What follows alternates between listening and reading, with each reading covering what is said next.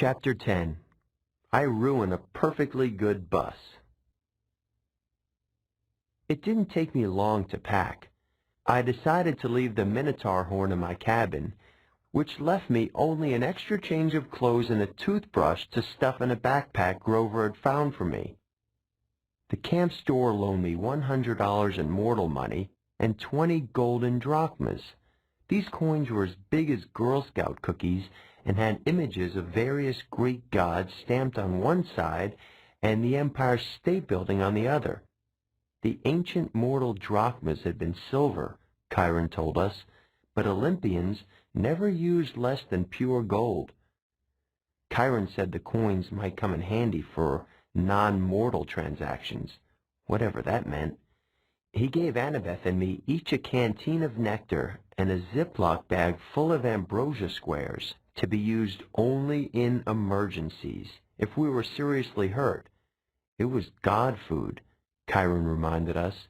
It would cure us of almost any injury, but it was lethal to mortals. Too much of it would make a half-blood very, very feverish. An overdose would burn us up, literally. Annabeth was bringing her magic Yankees cap, which she told me had been a 12th birthday present from her mom. She carried a book on famous classical architecture, written in ancient Greek, to read when she got bored, and a long bronze knife hidden in her shirt sleeve. I was sure the knife would get us busted the first time we went through a metal detector. Grover wore his fake feet and his pants to pass as human.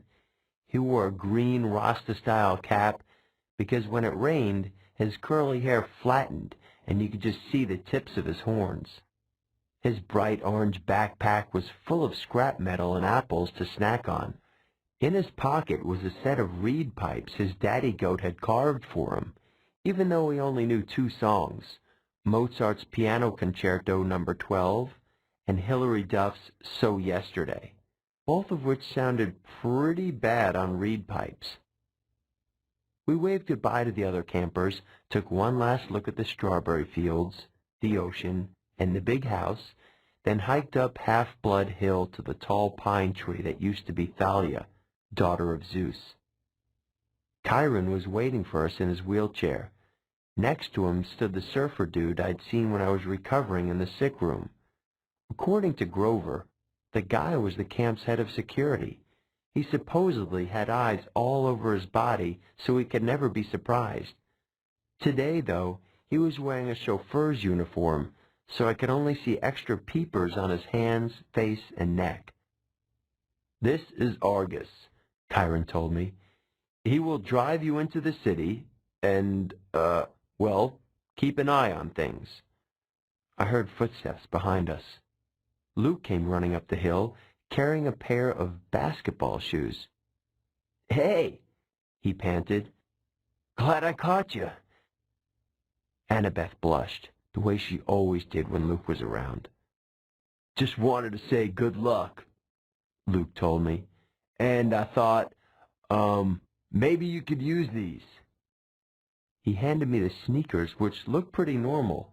They even smelled kind of normal. Luke said, "Maya." White birds' wings sprouted out of the heels, startling me so much I dropped them. The shoes flapped around on the ground until the wings folded up and disappeared. "Awesome," Grover said. Luke smiled. "Those served me well when I was on my quest. Gift from Dad. Of course, I don't use them much these days." His expression turned sad. I didn't know what to say. It was cool enough that Luke had come to say goodbye. I'd been afraid he might resent me for getting so much attention the last few days. But here he was giving me a magic gift. It made me blush, almost as much as Annabeth. "Hey, man," I said. "Thanks." "Listen, Percy." Luke looked uncomfortable. "A lot of hopes are riding on you. So just kill some monsters for me, okay?" We shook hands. Luke patted Grover's head between his horns, then gave a goodbye hug to Annabeth, who looked like she might pass out. After Luke was gone, I told her. You're hyperventilating? I'm not. You let him win Capture the Flag, didn't you? Oh, why do I want to go anywhere with you, Percy? She stomped down the other side of the hill where a white SUV waited on the shoulder of the road. Argus followed, jingling his car keys. I picked up the flying shoes and had a sudden bad feeling. I looked at Chiron. I won't be able to use these, will I? He shook his head. Luke meant well, Percy, but taking to the air, that would not be wise for you. I nodded, disappointed, but then I got an idea. Hey, Grover, you want a magic item? His eyes lit up. Me? Pretty soon we'd lace the sneakers over his fake feet, and the world's first flying goat boy was ready for launch. Maya! He shouted. He got off the ground okay, but then fell over sideways so his backpack dragged through the grass. The wing shoes kept bucking up and down like tiny broncos. Practice, Chiron called after him. You just need practice. Ah!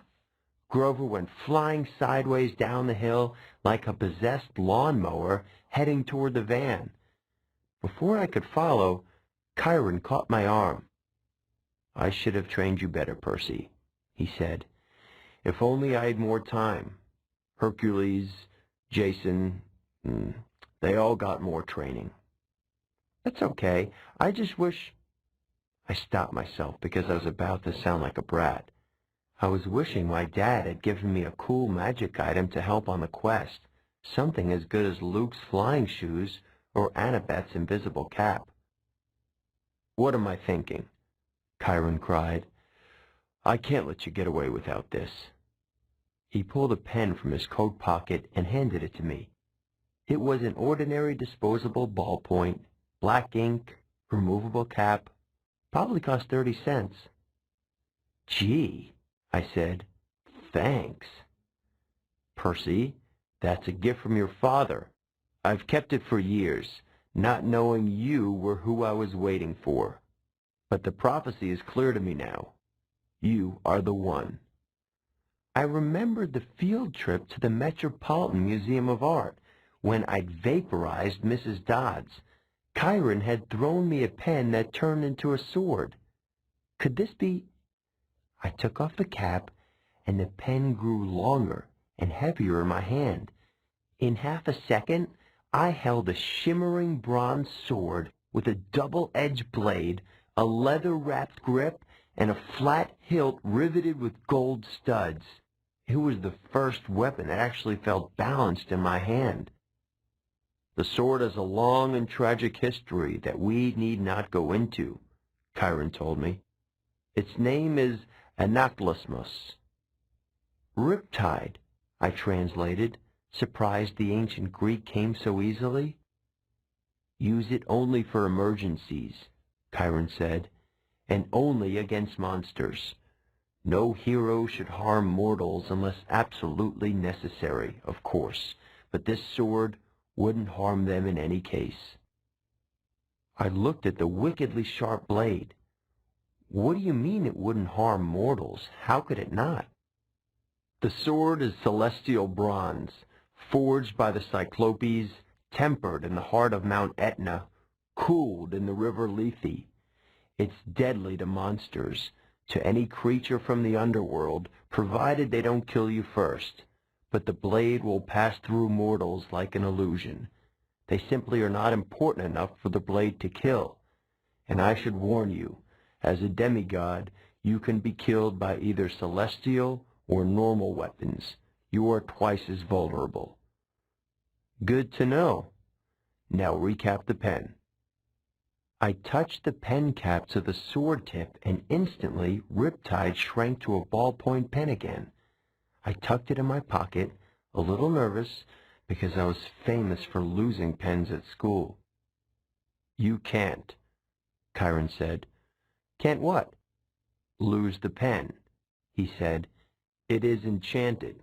It will always reappear in your pocket. Try it.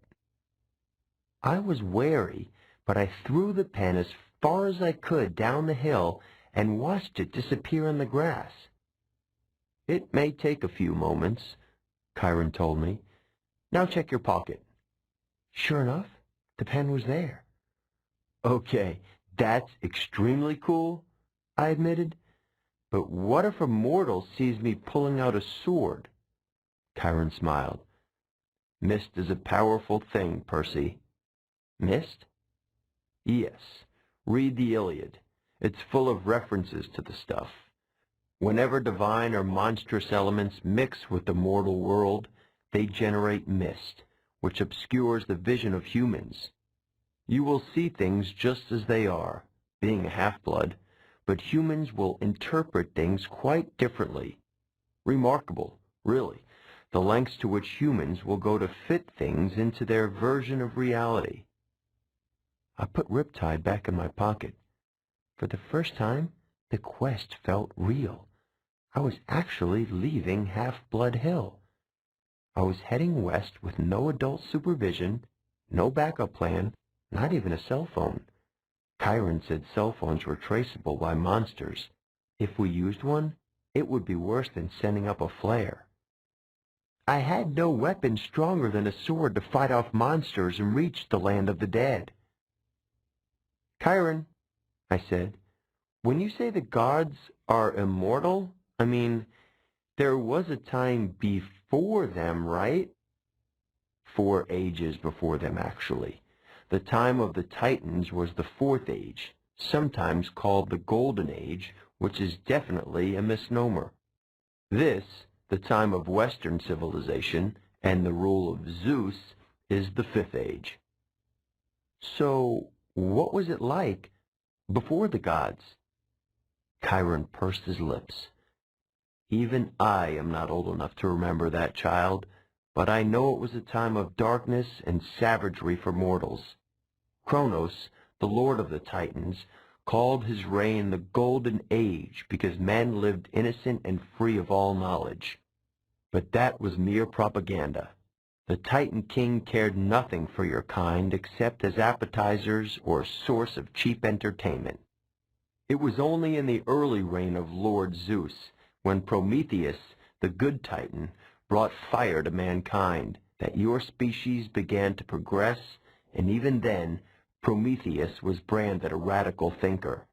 Zeus punished him severely, as you may recall. Of course, eventually the gods warmed to humans, and Western civilization was born. But the gods can't die now, right? I mean, as long as Western civilization is alive, they're alive. So, even if I failed, nothing could happen so bad it would mess up everything, right?" Chiron gave me a melancholy smile. "No one knows how long the age of the West will last, Percy. The gods are immortal, yes, but then so were the Titans. They still exist, locked away in their various prisons, forced to endure endless pain and punishment, reduced in power, but still very much alive. May the fates forbid that the gods should ever suffer such a doom, or that we should ever return to the darkness and chaos of the past. All we can do, child, is follow our destiny." "Our destiny? Assuming we know what that is." "Relax," Chiron told me. "Keep a clear head, and remember, you may be about to prevent the biggest war in human history." "Relax," I said. "I'm very relaxed." When I got to the bottom of the hill, I looked back. Under the pine tree that used to be Thalia, daughter of Zeus, Chiron was now standing in full horseman form, holding his bow high in salute, just your typical summer camp send-off by your typical centaur. Argus drove us out of the countryside and into western Long Island. It felt weird to be on a highway again, Annabeth and Grover sitting next to me as if we were normal carpoolers. After 2 weeks at Half-Blood Hill, the real world seemed like a fantasy. I found myself staring at every McDonald's, every kid in the back of his parents' car, every billboard and shopping mall. So far so good, I told Annabeth. 10 miles and not a single monster. She gave me an irritated look. It's bad luck to talk that way, seaweed brain. Remind me again, why do you hate me so much? I don't hate you. Could have fooled me. She folded her cap of invisibility. Look, we're just not supposed to get along, okay? Our parents are rivals. Why? She sighed. How many reasons do you want? One time, my mom caught Poseidon with his girlfriend in Athena's temple, which is hugely disrespectful. Another time, Athena and Poseidon competed to be the patron god for the city of Athens. Your dad created some stupid saltwater spring for his gift. My mom created the olive tree. The people saw that her gift was better, so they named the city after her. They must really like olives. Oh, forget it. Now, if she invented pizza, that I could understand. I said forget it. In the front seat, Argus smiled. He didn't say anything, but one blue eye on the back of his neck winked at me. Traffic slowed us down in Queens. By the time we got into Manhattan, it was sunset and starting to rain. Argus dropped us at the Greyhound station on the Upper East Side, not far from my mom and Gabe's apartment. Taped to a mailbox was a soggy flyer with my picture on it. Have you seen this boy? I ripped it down before Annabeth and Grover could notice. Argus unloaded our bags, made sure we got our bus tickets, then drove away, the eye on the back of his hand opening to watch us as he pulled out of the parking lot. I thought about how close I was to my old apartment. On a normal day, my mom would be home from the candy store by now. Smelly Gabe was probably up there right now playing poker, not even missing her. Grover shouldered his backpack. He gazed down the street in the direction I was looking. You want to know why she married him, Percy? I stared at him. Were you reading my mind or something? Just your emotions, he shrugged. Guess I forgot to tell you, satyrs can do that. You were thinking about your mom and your stepdad, right? I nodded, wondering what else Grover might have forgotten to tell me. Your mom married Gabe for you, Grover told me. You call him smelly, but you've got no idea. The guy has this aura. Yuck. I can smell him from here. I can smell traces of him on you, and you haven't been near him for a week. Thanks, I said. Where's the nearest shower? You should be grateful, Percy. Your stepfather smells so repulsively human, he could mask the presence of any demigod. As soon as I took a whiff inside his Camaro, I knew. Gabe has been covering your scent for years. If you hadn't lived with him every summer, you probably would have been found by monsters a long time ago. Your mom stayed with him to protect you. She was a smart lady. She must have loved you a lot to put up with that guy, if that makes you feel any better. It didn't, but I forced myself not to show it. I'll see her again, I thought. She isn't gone. I wondered if Grover could still read my emotions, mixed up as they were. I was glad he and Annabeth were with me, but I felt guilty that I hadn't been straight with them. I hadn't told them the real reason I'd said yes to this crazy quest. The truth was, I didn't care about retrieving Zeus's lightning bolt, or saving the world, or even helping my father out of trouble. The more I thought about it, I resented Poseidon for never visiting me, never helping my mom, never even sending a lousy child support check. He'd only claim me because he needed a job done. All I cared about was my mom. Hades had taken her unfairly, and Hades was going to give her back. You will be betrayed by someone who calls you a friend, the prophecy whispered in my mind. you will fail to save what matters most in the end. Shut up, I told it. The rain kept coming down.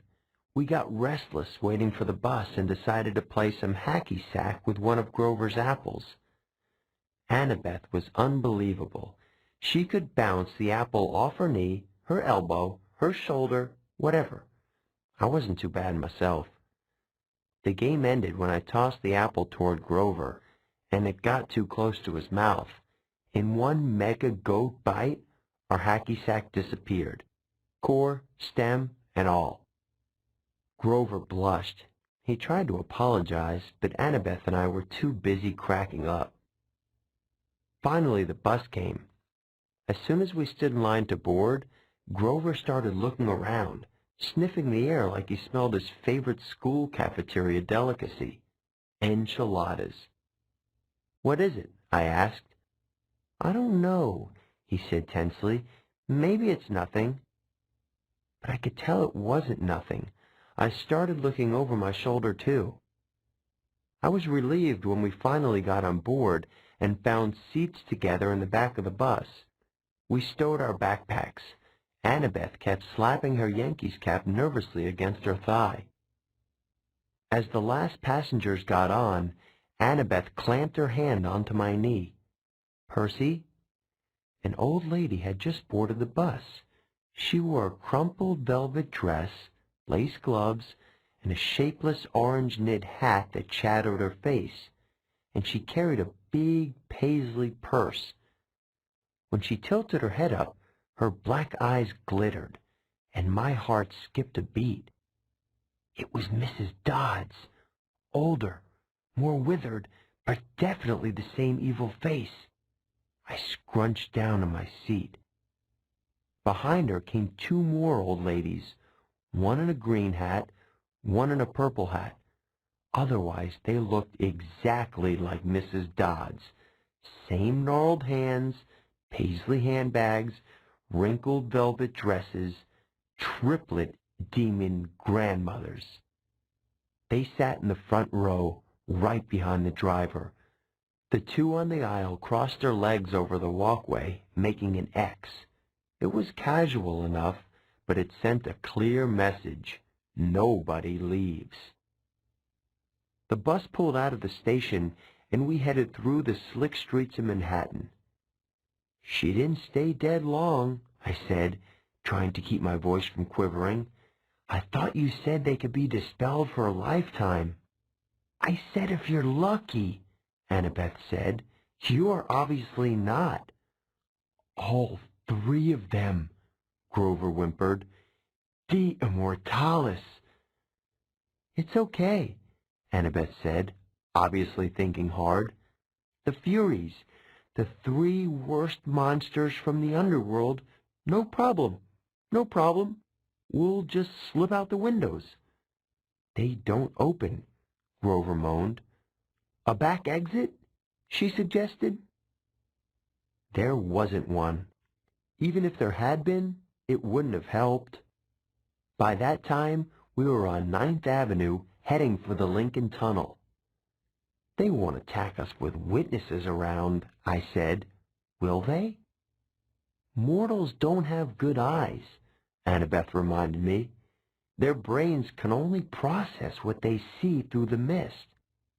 "They'll see three old ladies killing us, won't they?" She thought about it. "Hard to say, but we can't count on mortals for help. Maybe an emergency exit in the roof." We hit the Lincoln Tunnel, and the bus went dark, except for the running lights down the aisle.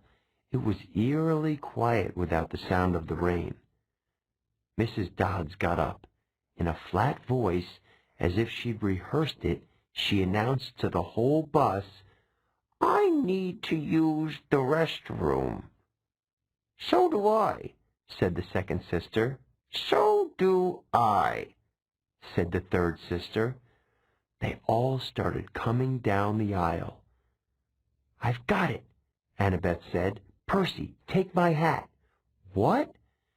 "You're the one they want. Turn invisible and go up the aisle." Let them pass you. Maybe you can get to the front and get away." "But you guys—" "There's an outside chance they might not notice us," Annabeth said. "You're a son of one of the big three. Your smell might be overpowering. I can't just leave you." "Don't worry about us," Grover said. "Go." My hands trembled. I felt like a coward, but I took the Yankees cap and put it on. When I looked down, my body wasn't there anymore. I started creeping up the aisle. I managed to get up 10 rows, then duck into an empty seat just as the Furies walked past. Mrs. Dodd stopped, sniffing, and looked straight at me. My heart was pounding. Apparently she didn't see anything. She and her sisters kept going. I was free. I made it to the front of the bus. We were almost through the Lincoln Tunnel now. I was about to press the emergency stop button when I heard hideous wailing from the back row. The old ladies were not old ladies anymore. Their faces were still the same. I guess those couldn't get any uglier. But their bodies had shriveled into leathery brown hag bodies with bats' wings and hands and feet like gargoyle claws. Their handbags had turned into fiery whips. The Furies surrounded Grover and Annabeth, lashing their whips, hissing, "Where is it? Where?" The other people on the bus were screaming, cowering in their seats. They saw something, all right. "He's not here," Annabeth yelled. "He's gone." The Furies raised their whips. Annabeth drew her bronze knife. Grover grabbed a tin can from his snack bag and prepared to throw it. What I did next was so impulsive and dangerous, I should have been named ADHD Poster Child of the Year. The bus driver was distracted, trying to see what was going on in his rearview mirror. Still invisible, I grabbed the wheel from him and jerked it to the left. Everybody howled as they were thrown to the right, and I heard what I hoped was the sound of 3 Furies smashing against the windows. "Hey!" the driver yelled. "Hey! Whoa!" We wrestled for the wheel. The bus slammed against the side of the tunnel, grinding metal, throwing sparks a mile behind us. We careened out of the Lincoln Tunnel and back into the rainstorm.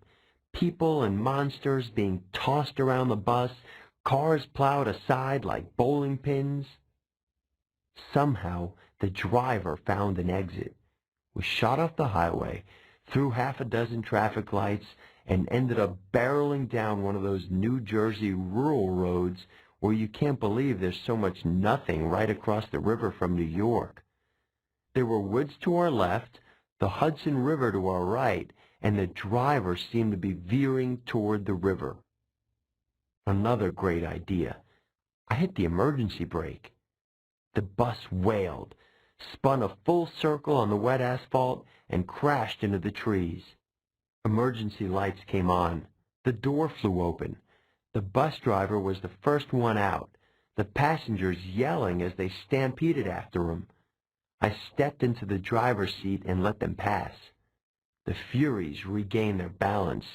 They lashed their whips at Annabeth while she waved her knife and yelled in ancient Greek, telling them to back off. Grover threw tin cans. I looked at the open doorway. I was free to go, but I couldn't leave my friends. I took off the invisible cap. "Hey!" The Furies turned, baring their yellow fangs at me, and the exit suddenly sounded like an excellent idea. Mrs. Dodd stalked up the aisle just as she used to do in class, about to deliver my F- math test. Every time she flicked her whip, red flames danced along the barbed leather. Her 2 ugly sisters hopped on top of the seats on either side of her and crawled toward me like huge, nasty lizards. "Perseus Jackson," Mrs. Dodd said in an accent that was definitely from somewhere farther south in Georgia. You have offended the gods. You shall die. I liked you better as a math teacher, I told her. She growled. Annabeth and Grover moved up behind the Furies cautiously, looking for an opening. I took the ballpoint pen out of my pocket and uncapped it. Riptide elongated into a shimmering double-edged sword. The Furies hesitated. Mrs. Dodds had felt Riptide's blade before. She obviously didn't like seeing it again. "Submit now," she hissed, "and you will not suffer eternal torment." "Nice try," I told her. "Percy, look out!" Annabeth cried. Mrs. Dodds lashed her whip around my sword hand while the Furies on either side lunged at me. My hand felt like it was wrapped in molten lead, but I managed not to drop Riptide. I stuck the Fury on the left with its hilt, sending her toppling backward into a seat. I turned and sliced the Fury on the right. As soon as the blade connected with her neck, she screamed and exploded into dust. Annabeth got Mrs. Dodds in a wrestler's hold and yanked her backward while Grover ripped the whip out of her hands. "Ow!" he yelled. "Ow! Hot! Hot!" The Fury I'd hilt slammed came at me again, talons ready, but I swung Riptide and she broke open like a piñata. Mrs. Dodds was trying to get Annabeth off her back. She kicked, clawed, hissed, and bit, but Annabeth held on while Grover got Mrs. Dodds's legs tied up in her own whip. Finally, they both shoved her backward into the aisle. Mrs. Dodds tried to get up, but she didn't have room to flap her bat wings, so she kept falling down. "Zeus will destroy you," she promised. "Hades will have your soul." "Brachus, Maias, the Simony," I yelled. I wasn't sure where the Latin came from. I think it meant eat my pants. Thunder shook the bus. The hair rose on the back of my neck. "Get out!" Annabeth yelled at me. "Now!" I didn't need any encouragement. We rushed outside and found the other passengers wandering around in a daze, arguing with the driver or running around in circles yelling, "We're gonna die!" A Hawaiian-shirted tourist with a camera snapped my photograph before I could recap my sword. "Our bags," Grover realized. "We left our—" Boom! The windows of the bus exploded as the passengers ran for cover. Lightning shredded a huge crater in the roof, but an angry wail from inside told me Mrs. Dodds was not yet dead. "Run!" Annabeth said. "She's calling for reinforcements. We have to get out of here." We plunged into the woods as the rain poured down, the bus in flames behind us, and nothing but darkness ahead.